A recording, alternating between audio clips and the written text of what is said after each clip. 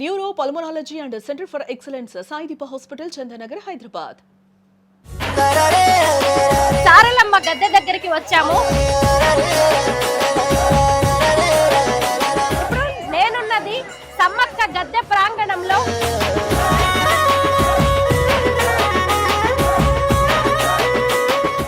గోవిందరాజులు గద్దె దగ్గరికి నేను వచ్చాను. ఇక్కడ ఇంత పెద్ద దిమ్మెలు కనిపిస్తున్నాయి, బెల్లం దిమ్మెలు. ఇటు చూస్తేనేమో చిన్న చిన్న సైజుల్లో కనిపిస్తున్నాయి. అవెందుకు? ఇవి మొక్కు లేని వాళ్ళు అమ్మవారికి బంగారం అంటే ఇష్టం అని. మేమిప్పుడు హైదరాబాద్ నుంచి తాడవాయి చేరుకున్నాము. ఇదిగోండి, గిరిజన కళారూపాలతో ఈ స్వాగత తోరణాన్ని ఎంత అద్భుతంగా అలంకరించారో. ఈ రోడ్డు గుండా మనం లోపలికి వెళ్తే సమ్మక్క సారలమ్మల దర్శనం అవుతూ ఉంటుంది. ఎంతో మంది భక్తుల కోసం ఇక్కడ ఆహ్వానం పలుకుతున్నట్టుగా ఉన్న ఈ స్వాగత తోరణాన్ని చూస్తేనే రెండు కళ్ళు సరిపోవు అన్నట్టుగా ఉంది. ఇప్పుడు మేము సమ్మక్క గద్దె దగ్గరికి వచ్చాము. ఇంతకు ముందు ఇలాగా శిలా తోరణాలు ఉండేవి కాదు. ఎంత చక్కగా ఇప్పుడు వీటిని ఆర్చిల్లాగా గద్దెల చుట్టూ ఏర్పాటు చేశారో చూడొచ్చు. ఈ మధ్య కాలంలో ముఖ్యంగా మేడారం జాతరలో స్పెషల్ అట్రాక్షన్ గా మారినవి ఆదివాసీల సంస్కృతి సంప్రదాయాలను ప్రతిబింబించేలా ఏర్పాటు చేసిన ఈ తోరణాలు. చూశారు కదా, ఆదివాసీల జీవితం ఎలా ఉంటుంది, వారి సంస్కృతి సంప్రదాయాలు, వారి ఆచార వ్యవహారాలు, వారు ఉపయోగించే వస్తువులు ఎలా ఉంటాయి, వారి ఆహారపు అలవాట్లు ఎలా ఉంటాయి అనేది చెప్పే విధంగా ఇలాగా అనేక రకాలుగా వారికి సంబంధించిన విశేషాలతో ఇక్కడ తోరణాలని ఏర్పాటు చేశారు. ఇప్పుడు నేనున్నది సమ్మక్క గద్దె ప్రాంగణంలో. ఇదిగోండి, సమ్మక్క గద్దె ఇక్కడే ఉంది. సమ్మక్కని అందరూ దర్శించుకుంటూ ఉన్నారు. మంత్రివర్యులైన సీతక్క గారు ఇక్కడికి వచ్చారు. ఆమెతో పాటు చాలా మంది భక్తులు, ఆమె చిన్ననాటి స్నేహితులు కూడా వచ్చారు. మనందరికీ తెలిసిందే కదా, సమ్మక్క సారలమ్మలకు పసుపు కుంకుమ అలాగే బెల్లాన్ని సమర్పిస్తారు. కొంతమంది తమ శక్తి కొద్దీ ఆసక్తి కొద్దీ చీరలను కూడా సమర్పిస్తూ ఉంటారు. ఇదిగోండి, మహిళా భక్తులందరూ ఇక్కడికి వచ్చేసి సమ్మక్కకి తమతో పాటు తీసుకొచ్చిన వస్తువుల్ని సమర్పిస్తూ ఉన్నారు. మనందరికీ తెలిసిందే, సమ్మక్కకి సారక్కకి ఎలాంటి గుడి ఉండదు, ఎలాంటి ఏర్పాట్లు ఉండవు, ఇలా ఓపెన్ గా ఉంటాయి. వాళ్ళు గద్దెల రూపంలో మనకి దర్శనమిస్తూ ఉంటారు. ఇక్కడ ఉన్న కోయ పూజారులు భక్తులకి బొట్లు పెడుతూ ఉంటారు, ఆశీర్వాదాలు ఇస్తుంటారు. కోయ పూజారులందరికి కూడా ఇప్పుడు స్పెషల్ గా ప్రొటెక్షన్ కోసం అని చెప్పి టోపీలను ఇచ్చారు. సారలమ్మ గద్దె దగ్గరికి వచ్చాము. తన తల్లి అయిన సమ్మక్క గద్దె వద్ద ఎలాంటి ఏర్పాట్లు ఉన్నాయో ఇక్కడ కూడా అలాగే ఏర్పాటు చేశారు. అంటే గిరిజనులు వాళ్ళ ఆచార వ్యవహారాలకి సంబంధించి ఇక్కడ కూడా శిలా తోరణాలను ఏర్పాటు చేయడం అనేది జరిగింది. ప్రత్యేకమైన పూజ అంటూ ఉండదు, ఒక పూజా విధానం అంటూ ఏది ఉండదు. జస్ట్ భక్తులు తాముకు నచ్చినట్టుగా అమ్మవార్లకి ఏవైతే తీసుకొస్తారో పసుపు కుంకుమలు, బెల్లము, జాకెట్ ముక్క, చీర లాంటివి వాటినే ఇదిగోండి సారలమ్మకు కూడా సమర్పిస్తూ ఉన్నారు. సారలమ్మను చూడండి, భక్తుల ఉత్సాహం ఎలా ఉప్పొంగుతుందో చూడొచ్చు. మనము మొక్కులు చెల్లిస్తున్నారు. సమ్మక్క గద్దెకే కాకుండా సారలమ్మ గద్దెకి కూడా ఇక్కడ మొక్కులు మనకు కనిపిస్తూ ఉన్నాయి. చూశారు కదా, శిలా స్తూపాలు, వీటన్నిటిని కూడా రాతితో ఏర్పాటు చేశారు. అసలు ఆదివాసీలు అడవి దేవతలు అంటేనే మొత్తం జంతువులు, ప్రాణులు అన్ని ఉంటూ ఉంటాయి కదా. ఇదిగోండి, ఇక్కడ మనుషులు జంతువులకి పూజ చేస్తున్నట్టుగా, అలాగే వేరు వేరు ప్రాంతాలకి సంబంధించిన విశేషాలను కూడా ఇక్కడ శిలల మీద చెక్కడం అనేది జరిగింది. ఎక్కడ చూసినా గానీ జంతువులతో మనుషులకి ఉన్న అనుబంధం అనేది ఇక్కడ కనిపిస్తూ ఉంటుంది. సమ్మక్క, సారక్క, పగిడిద్దరాజు అలాగే గోవిందరాజుల గద్దెల వద్ద మంచిగా స్పెషల్ గా ఎక్కడ చూసినా గానీ ఈ శిలా తోరణాలు ఆదివాసీల సంస్కృతి, ఆచార వ్యవహారాలు, వారి జీవితాలకు సంబంధించిన ఈ విశేషాలతో చెక్కిన బొమ్మలు ప్రత్యేక ఆకర్షణగా నిలుస్తున్నాయి. ఎక్కడ చూసినా గానీ ఈ మేడారం అడవుల్లో కనిపించే జంతువులు, పశుపక్షాదులు, మనుషులు, ఇలా రకరకాలమైన ఈ శిలా తోరణాలను మనం ఇక్కడ చూడొచ్చు. ఇక్కడ నుంచి మనం ఇంకొక గద్దె వద్దకు వెళ్తున్నాం. ప్రస్తుతం మనం ఉన్నది సారలమ్మ గద్దె దగ్గర. మరో గద్దె ఇక్కడ ఉంది, చూద్దాం. గోవిందరాజులు గద్దె దగ్గరికి నేను వచ్చాను. గోవిందరాజులు అంటే మరెవరో కాదు, సమ్మక్క కొడుకు, సారలక్కకి సోదరుడు. అదిగోండి, ఈయన కాకతీయులతో జరిగిన పోరాటంలో అమరుడయ్యాడు. ఇక్కడ చూడొచ్చు, గోవిందరాజుల గద్దె ఇది.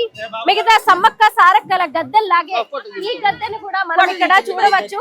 సేమ్ భక్తులు అక్కడైతే ఎలాగ పసుపు కుంకుమలు మొక్కులు చెల్లించారో ఇక్కడ కూడా అలాగే ఉంది. తమ కోరికలు నెరవేరాలని భక్తులందరూ కూడా ఈ గద్దె చుట్టూ చేరి మొక్కులు చెల్లించేసి ఎలా తలలు వాల్చి అలాగే ఈ గద్దెల్ని ఆలింగనం చేసుకుంటూ తమ కోరికలు చెప్తున్నారో చూడండి. ఇదిగోండి ఇక్కడ కూడా అక్కడ ఎలాగైతే సమ్మక్క సారలక్కల పక్కన శిలా తోరణాలు కనిపించాయో ఇక్కడ కూడా అవే కనిపిస్తూ ఉన్నాయి. మీరందరూ చూడొచ్చు. అదిగోండి పైన కనిపిస్తుంది ఒక ఖడ్గ మృగం కనిపిస్తుంది, అలాగే శివుడి ఆకారం కనిపిస్తుంది, విల్లు ధనుస్సు బాణాలు కనిపిస్తున్నాయి, అలాగే పడవలు, ఇదిగోండి వ్యవసాయానికి వాడే వస్తువులు, చేపలు, ఇలా రకరకాలైనవి. అంటే ఆదివాసీలు తమ జీవితంలో ఏదైతే ఇంపార్టెంట్ గా ఉంటాయో ఒకప్పటి ఆదివాసీల చరిత్ర ఏదైతే ఉందో దాన్నంతటిని కూడా ఇలా విగ్రహాలు వీటన్నిటి రూపంలో చెక్కడం అనేది జరిగింది. ఎందుకంటే ఆదివాసీలు సమ్మక్క సారక్కల చరిత్ర అందరికీ తెలిసింది కాదు, భావితరాలకి మరికొంతమందికి ఈ చరిత్ర తెలియాలని ప్రభుత్వం ఇలాంటి ఏర్పాట్లు చేసింది. ఇప్పుడు మనం వరుసగా ముందుగా సమ్మక్క దర్శనాన్ని చేసుకున్నాము, ఆ తర్వాత సారక్క దర్శనం చేసుకున్నాము, ఆ తర్వాత గోవిందరాజుల దర్శనం చేసుకున్నాము. ఇప్పుడు మనం వచ్చింది పగిడిద్దరాజు గద్దె వద్దకు. పగిడిద్దరాజు మరెవరో కాదు, సమ్మక్క భర్త సారక్క తండ్రి. ఆయన కూడా ఈ యుద్ధంలో అమరులయ్యారు. ఆయనకి సంబంధించిన గద్దెని మనం ఇక్కడ చూడొచ్చు. ఇదిగోండి ఆడవాళ్ళకైతే గద్దెలకి చీరలు చుడుతూ ఉన్నారు, మగవాళ్ళు కాబట్టే ఇక్కడ ఈ పంచలు దోతీలు లాంటివి ఈ గద్దెకు అలంకరించారు. ఇదిగోండి ఇక్కడికి వచ్చిన భక్తులందరికీ కూడా ఇక్కడ ఉన్న కోయ పూజారులు పసుపు కుంకుమల్ని బొట్టుగా అందిస్తూ ఉన్నారు, చాలా మంది కానుకలుగా తీసుకెళ్తూ ఉన్నారు. ఇదిగోండి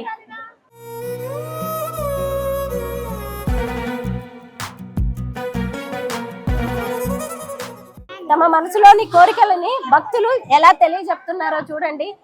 సమ్మక్కని సారక్కని వాళ్ళ గద్దెల్ని ఆలింగనం చేసుకుని తమ మనసులోని కోరికల్ని తీరాల్సిన విషయాల్ని చెప్పుకుంటూ ఉన్నారు. ఇదిగోండి ఇక్కడ కూడా ఈ గద్దెల చుట్టూ ఏర్పాటు చేసిన స్తూపాలని మీరు చూడొచ్చు. ఎక్కడ చూసినా కానీ ఆదివాసీ సంస్కృతి కనిపిస్తుంది. అసలు సమ్మక్క సారక్క చరిత్ర ఎవరికీ తెలియదు, నాగరికత అభివృద్ధి చెందుతుంది, దానికి తగినట్టుగానే ఈ జాతర కూడా మార్పులు చెందుతూ ఉంది. అయితే ఇక మీదట ఎవరో వచ్చి ఏదో చెప్పింది చరిత్రగా అలాగే ఒక పురాణంగా మారాల్సిన అవసరం లేకుండా ప్రభుత్వమే పూనుకుని ఇలా అనేక ఏర్పాట్లు చేసింది. కానీ మీరు ఒక్క విషయం గమనించారో లేదో, ఈ గద్దెల చుట్టూ కూడా అనేక రకాలైన ఆకారాలు కనిపిస్తున్నాయి, ఆకృతులు కనిపిస్తూ ఉన్నాయి. ఇవన్నీ కూడా దేనికదే స్పెషల్ గా కనిపిస్తూ ఉన్నాయి. అయితే ఈసారి మేడారం జాతరలో స్పెషల్ ఆకర్షణ మరేంటో కాదు, అదిగోండి పెద్ద పెద్ద ఆర్చులు ఎంత బాగున్నాయో కదా. ఎందుకంటే సమ్మక్కలకి గుడి ఉండదు, ఎలాంటిది ఉండదు, మొత్తం ఓపెన్ ప్లేస్ లో 24 గంటలు 365 రోజులు ఇలా ఓపెన్ ప్లేస్ లోనే సమ్మక్క సారక్కల గద్దెలు ఉంటాయి. గోవిందరాజు పగిడిద్దరాజుల గద్దెలు కూడా ఉంటాయి. భక్తులు ఇక్కడికి వచ్చేసి తమ కోరికల్ని చెప్పుకుంటారు, మొక్కులు చెల్లించుకుంటారు. అయితే ఇక్కడి నుంచి పసుపు కుంకుమలు బెల్లాన్ని మళ్ళీ ప్రసాదంగా తీసుకెళ్తూ ఉంటారు. ఈ తోరణాలు అనేవి ఏర్పాటు చేసిన తర్వాత సమ్మక్క సారక్క గద్దెల అందం మాత్రం మరింత పెరిగింది. అలాగే వాటికి సంబంధించిన చరిత్రను తెలుసుకునే వాళ్ళ సంఖ్య కూడా పెరిగింది అని చెప్పొచ్చు. సమ్మక్క సారక్క పగిడిద్దరాజు గోవిందరాజుల దర్శనం అద్భుతంగా జరిగింది. ఆసియాలోనే పెద్ద గిరిజన పండుగగా కుంభమేళాగా ఇంత పెద్ద పేరు ఈ జాతరకి ఎలా వచ్చింది? ఎవరి సమ్మక్క సారక్క? నేను ఇప్పుడు వీళ్ళ కథ చెబుతాను వినండి. ఇప్పటి జగిత్యాల జిల్లా పోల వలసను పాలించే గిరిజన దొర మేడరాజు వేటకని వెళ్ళినప్పుడు ఒక పుట్ట మీద కేరింతలు కొడుతూ కనిపించిన పాపకే సమ్మక్క అని పేరు పెట్టి పెంచుకున్నారు. సమ్మక్క వారికి పుట్ట మీద కనిపించడంతో ఆమె చుట్టూ కూడా అప్పుడు సింహాలు పులులు రక్షణగా ఉన్నాయంట. దాంతో ఆమెని దైవాంశ సంభూతురాలిగా భావించారు. ఆమె హస్తవాసి చాలా మంచిదని అప్పట్లో నమ్ముతుండేవారు. ఆ తర్వాత సమ్మక్కను తమ మేనల్లుడైన మేడారం పాలకుడు పగిడిద్దరాజుకిచ్చి పెళ్లి చేశారు.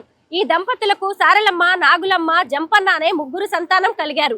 రాజ్య విస్తరణ కాంక్షతో కాకతీయ ప్రభువు మొదటి ప్రతాపరుద్రుడు పోలవలసపై దండెత్తాడు. ఆయన దాడిని తట్టుకోలేక మేడరాజు మేడారం పారిపోయి అజ్ఞాతవాసం గడుపుతుంటాడు. మేడారాన్ని పాలించే కోయరాజు పగిడిద్దరాజు కాకతీయుల సామంతునిగా ఉంటూ కరువు కాటకాల పరిస్థితుల కారణంగా కప్పం కట్టలేకపోతాడు. దీంతో కాకతీయ రాజు ప్రతాపరుద్రుడు ఉగ్రుడై మేడారం మీద దండెత్తుతాడు. సంప్రదాయ ఆయుధాలు ధరించి పగిడిద్దరాజు సమ్మక్క, సారక్క, నాగమ్మ, జంపన్న, గోవిందరాజులు వేర్వేరు ప్రాంతాల నుంచి గెరిల్లా యుద్ధాన్ని ప్రారంభించి వీరోచితంగా పోరాటం చేస్తారు. అయితే కాకతీయ సేనల ముందు వాళ్ళు తట్టుకోలేక మేడరాజు, పగిడిద్దరాజు, సారలమ్మ, నాగులమ్మ, గోవిందరాజులు యుద్ధంలో మరణిస్తారు. పరాజయ వార్త విన్న జంపన్న అవమానాన్ని తట్టుకోలేక సంపెంగ వాగులో దూకి ఆత్మహత్యకు పాల్పడతాడు. అప్పటి నుంచి సంపెంగ వాగు జంపన్న వాగుగా ప్రసిద్ధి చెందింది. మేడారం జాతరకు ఎవరైతే వస్తారో వాళ్ళు ఖచ్చితంగా జంపన్న వాగులో స్నానం చేస్తూ ఉంటారు. ఇక సమ్మక్క యుద్ధ భూమిలో కాకలు తీరిన కాకతీయుల సైన్యాన్ని ముప్పు తిప్పలు పెడుతుంది. వీరోచితంగా పోరాటం సాగించింది. గిరిజన మహిళ యుద్ధ నైపుణ్యానికి ప్రతాపరుద్రుడు ఆశ్చర్యచకితుడయ్యాడు. చివరికి శత్రువుల చేతిలో దెబ్బతిన్న సమ్మక్క రక్తపు దారలతోనే యుద్ధ భూమి నుంచి నిష్క్రమించి చిలుకల గుట్ట వైపు వెళ్తూ మార్గ మధ్యంలోనే అదృశ్యమైంది. సమ్మక్కను వెతుక్కుంటూ వెళ్లిన అనుచరులకు ఆమె జాడ కనిపించలేదు. కానీ ఆ ప్రాంతంలో ఒక పుట్ట దగ్గర పసుపు కుంకుమ గల ఒక బరిణె కనిపించింది. దాన్ని సమ్మక్కగా భావించి అప్పటి నుంచి ప్రతి 2 ఏళ్లకు ఒకసారి మాఘశుద్ధ పౌర్ణమి రోజున సమ్మక్క జాతరను అత్యంత భక్తి శ్రద్ధలతో జరుపుతూ ఉన్నారు. ఇక అప్పటి నుంచి సమ్మక్క సారక్క జాతర ఎంతో అద్భుతంగా సాగుతోంది. జనవరి 28 నుంచి జనవరి 31 వరకు 4 రోజుల పాటు సమ్మక్క సారక్క జాతర పూర్తిగా ఆచార వ్యవహారాలన్నీ ఆదివాసీ పద్ధతుల్లో ఉండేలాగా జరుగుతాయి. ఎక్కడెక్కడి నుంచో భక్తులు తండోపతండాలుగా ఈ జాతరకు తరలి వచ్చి అమ్మలను తమ కోరికలు తీర్చాలని మొక్కులు చెల్లిస్తూ వేడుకుంటూ ఉంటారు. 2 ఏళ్లకోసారి వచ్చే ఆదివాసీల పండగ మేడారం సమ్మక్క సారక్క జాతర. ఆదివాసీలు 2 ఏళ్ల పాటు ఎదురు చూసి అమ్మల్ని కొలుచుకుంటూ ఉంటారు. ఆదివాసీలు ఖరీదైన కానుకల్ని సమ్మక్క సారలకు సమర్పించలేరు కాబట్టి తమకు చేతనైనది ముఖ్యంగా బెల్లం, ఇప్ప పువ్వు, అలాగే నాటుకోళ్లు వంటివి అమ్మవార్లకి సమర్పిస్తూ ఉంటారు. ఇక్కడ ప్రస్తుతం నేను ములుగు జిల్లాలోని మేడారంలో ఉన్నాను. ఎక్కడ చూసినా కానీ బెల్లం షాపులు కనిపిస్తూ ఉన్నాయి. ఈ బెల్లాన్ని ఎవరు బెల్లం అని మాట్లాడరు, ప్రసాదం అని చెబుతూ ఉంటారు. ఇదిగోండి, దీన్నే ఎత్తు బెల్లం అమ్మబడును అంటూ ఎక్కడ చూసినా మనకి బోర్డులు కనిపిస్తూ ఉన్నాయి. చూసారు కదా, ఈ బెల్లం కూడా రకరకాలుగా కనిపిస్తూ ఉంది. ఇక్కడ ఇంత పెద్ద పెద్ద దిమ్మెల్లో కనిపిస్తోంది. అటు చూసినప్పుడు ఇక్కడ కూడా వేర్వేరు సైజుల్లో బెల్లం కనిపిస్తుంది. రకరకాల రంగులు కూడా ఉన్నాయి. అయితే దేవుడికి ఎవరైతే మొక్కుకుంటారో సమ్మక్క సారక్కకి వాళ్ళు ఈ బెల్లాన్ని సమర్పించడం అనేది జరుగుతూ ఉంటుంది. ఇలా పెద్ద పెద్ద కాటాలు, తూకం లాంటివి ఇక్కడ ఉంటాయి అన్నమాట. వీటిలో ఇప్పుడు నా ఎత్తు బంగారాన్ని సమ్మక్క సారక్కకి ఇస్తాము అని చెప్పి మొక్కుకున్నాం అనుకోండి, అలా దానికి సరిపోయేంత బంగారాన్ని ఇక్కడ తూచి తీసుకెళ్లి సమ్మక్క సారక్కలకు ఇస్తూ ఉంటారు. ఇక్కడ షాపు ఆమె ఉంది, చాలా కాలంగా బెల్లం అమ్ముతూ ఉంది. తన్నే అడుగుదాం. అమ్మ నమస్తే. అమ్మ, బెల్లము ఎందుకు భక్తులు అమ్మవార్లకు ఇస్తూ ఉంటారు అంటే, మనం మామూలుగా వేరు దేవుళ్ళ దగ్గరికి వెళ్ళినప్పుడు వేరు రకాలైన అమ్మవార్లకి దేవుళ్ళకి సమర్పిస్తాం కదా, ఇక్కడ బెల్లమే ఎందుకు ఇస్తారు? ఎందుకు ఇస్తారంటే సమ్మక్క తల్లికి బంగారం అంటే ఇష్టం కాబట్టి బంగారం ఏమన్నా అమ్మ నాకు ఇది కావాలి ఆ కోరుకుంటారు. కోరుకున్న తర్వాత నాకు అది అయితే నేను నా ఎత్తు నిలువు బంగారం ఇస్తా అని మొక్కుంటారు. కేజీ బంగారం ఎంతమ్మా? 65 రూపాయలు. అంటే ఎవరైనా అమ్మవార్లకి బంగారం ఇయ్యాలి అనుకున్న వాళ్ళు మీ దగ్గరకు వచ్చేసి మరి బేరం వాడితే తగ్గిస్తారా? తగ్గియం. 65 అన్న కాడ 60 అట్లా ఇస్తాం. 60-70 కేజీలు అట్లా ఉన్నప్పుడు 60 రూపాయలకి ఇచ్చేస్తాం అంతే. ఇక 60కి మాత్రం కిందికి పోం. ఓకే. ఇక్కడ ఇంత పెద్ద దిమ్మెలు కనిపిస్తున్నాయి, బెల్లం దిమ్మెలు. ఇటు చూస్తేనేమో చిన్న చిన్న సైజుల్లో కనిపిస్తున్నాయి. అవి ఎందుకు? ఇవి మొక్కు లేని వాళ్ళు అమ్మవారికి బంగారం అంటే ఇష్టం అని మొక్కురు కదా, అలాగత్తారు కాబట్టి జనాలు అమ్మవారికి ఇదే బాగా ఇష్టం అని దీన్ని తీసుకుపోయి అమ్మవారికి ఇంత పెట్టి వాళ్ళు ఇంత ప్రసాదం ఇదే అమ్మగారు దాన్ని పట్టుకపోయి ఇంటి చుట్టూ ఉన్న వాళ్ళకు 5గురికి పంచి పెడతారు. అట్లా ఇప్పుడు ఏడాది పొడవునా ఉంటాయా ఈ షాపులన్నీ? ఎప్పటికి ఉంటాయి. మీరు కూడా ఎప్పుడు ఎత్తు బంగారం అమ్ముతూ ఉంటా అంటే జాతర 4 రోజులే జరిగిద్ది, 2 ఏళ్లకోసారే జరిగిద్ది కదా? ఎప్పటికి 24 గంటలు ఎత్తు బంగారం పెట్టుకునే ఉంటాం. ఇదే మీకు ఎన్నేళ్లుగా నడుపుతున్నారు ఈ షాపు? మేమా ఇప్పుడు అంటే 30 అవుతుంది, 30 సంవత్సరాలు అయితే. ఒక్కసారి నేను చూడొచ్చా దీని వెయిట్ అది ఎలా ఉంటుంది? చూడండి, 9 కేజీలు ఉంటది. ఒకటి 9 కేజీలా? చూసారా ఈ దిమ్మ? అమ్మో, నేను లేపలేకపోతున్నాను. నువ్వు తీస్తావా? చూసారు కదా, సమ్మక్కకి సమర్పించే బంగారం ఇది. ఇప్పుడు మనుషుల వెయిట్ ప్రకారమే చేస్తా ఉంటారా, లేదు అంటే ఇంకా వాళ్ళు ఏది మొక్కుకుంటే దాని ప్రకారం జరుగుద్దా? మనసులే మొక్కుకున్నట్టే పెట్టుకుంటారు. ఆ, ఇప్పుడు నువ్వు అమ్మగారికి నేను ఇది మొక్కుకుంటా, నాకు జాబే రావాలో లేకుంటే హెల్త్ బాగుండదు, ఉమ్, అయితే అమ్మగారికి నేను నా ఎత్తు బంగారం ఇస్తా, నేను మంచిగా ఉండాలి, ఆ, నాకు జాబ్ రావాలి అని మొక్కుకుంటారు కదా. జాబ్ వస్తే నేను అమ్మగారికి ఎత్తు బంగారం ఇస్తా అని మొక్కుంటారు. ఆ జాబ్ వచ్చినాక తెచ్చి అమ్మగారికి ఫస్ట్ జీతం అమ్మగారికే సమర్పించి పోతారు. ఎత్తు బంగారం జాతర సమయంలోనే ఇవ్వాలా లేకపోతే ఎప్పుడైనా ఎప్పటికీ రావచ్చా? 24 గంటలు వచ్చి ఇచ్చిపోతారు. ఆహాహా. ఆ. చెప్తారా అమ్మ మీకు కారణాలు ఎందుకు ఇస్తున్నావు ఏంటి అని ఎవరినైనా మీరు ఎప్పుడైనా అడుగుతారా? అడుగుతాం. మా అబ్బాయికి జాబ్ వచ్చింది, మేము జాబ్ గురించి ఆ, మొక్కున్నామమ్మా, ఫస్ట్ చాలరీ వస్తే ఎత్తు బంగారం పెడతామని తల్లికి మొక్కున్నా, మా అబ్బాయి ఏటు ఉమ్, అని చెప్తారు మాకు. ఉమ్. అయితే అందరు ఇంత వెయిట్ ఇవ్వక్కర్లేదు, ఇక్కడ చిన్న చిన్నవి ఉన్నాయి కదా, ఇవి కూడా తీసుకెళ్ళి అంటే ప్రసాదం లాగా మామూలుగా షాపుల్లో అమ్మవారి దగ్గరికి లేదంటే ఏదైనా గుడికి వెళ్ళినప్పుడు మనం ఖాళీ చేతులతో వెళ్ళం కదా, ఏవో పండ్లో ఫలాలో తీసుకొని వెళ్తాం. కానీ సమ్మక్క సారక్క దగ్గరికి వచ్చినప్పుడు మాత్రం ఇదిగోండి ఇలాగా మనకి ఏ సైజులో కావాలంటే ఆ సైజులో ఈ బెల్లాన్ని తీసుకొని వెళ్ళి, ఈ బంగారాన్ని తీసుకొని వెళ్ళి అమ్మకి సమర్పిస్తారు. మనం ఆల్రెడీ లోపలికి వెళ్ళొచ్చాము. లోపల సమ్మక్క సారక్క పగిడిద్దరాజు గోవిందరాజుల గద్దెలు ఉన్నాయి. ఆ గద్దెల వద్దకు వెళ్ళి భక్తులు వీటిని సమర్పించడం అనేది జరుగుతూ ఉంటుంది. చూసారు కదా, చీకటి పడుతోంది, ఎంత అందంగా ఉందో మేడారం. ప్రస్తుతం మేమున్నది మేడారం సమ్మక్క సారక్కల గద్దెల ప్రవేశ ద్వారం వద్ద. ఇదే మెయిన్ ఎంట్రన్స్. గతంలో ఇలాంటి శిలా తోరణాలు లేవు, కానీ ఈ మధ్య మాత్రం సీఎం రేవంత్ రెడ్డి గారి సర్కారు అద్భుతమైన ఏకశిలా తోరణాలను ఏర్పాటు చేసింది. ఈ తోరణాలు చూస్తుంటేనే మీకు అర్థమవుతుంది ఎంత అందంగా ఉన్నాయో. ఆదివాసీల ఆచార వ్యవహారాలు, సంస్కృతి సంప్రదాయాలు ఉట్టిపడేలాగా వాళ్ళ జీవన శైలికి సంబంధించిన అనేక విషయాలను అక్కడ కనిపిస్తున్న ఆర్చులు, ద్వారాల మీద చెక్కడం అనేది జరిగింది. ఇదిగోండి ఇటు చూసారు కదా, మెయిన్ ఎంట్రన్స్ కి ముందే ఎంత చక్కటి సెల్ఫీ పాయింట్స్ ని ఏర్పాటు చేశారో, చూడ్డానికే ఎంత కలర్ఫుల్ గా ఉందో. మొత్తానికి మీలో చాలా మంది మేడారం వచ్చి ఉండొచ్చు, ఇంకా రావాలి అనుకుంటూ ఉండొచ్చు. ఈ టైంలో మాత్రం రష్ చాలా ఎక్కువగా ఉంది. ఏదైనా సరే అమ్మలు ఎప్పుడైనా భక్తుల్ని దీవించడానికి రెడీగా ఉంటారు.